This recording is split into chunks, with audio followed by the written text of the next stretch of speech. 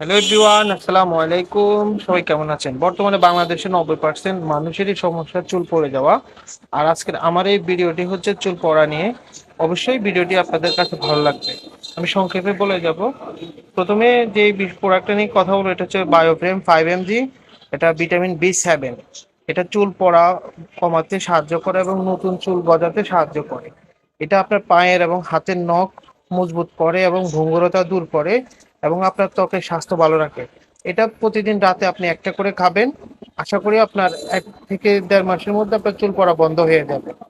এখন যে মেডিসিনটা নিয়ে আমি কথা বলবো, এটা হচ্ছে ভিটামিন ই ক্যাপ 400 mg।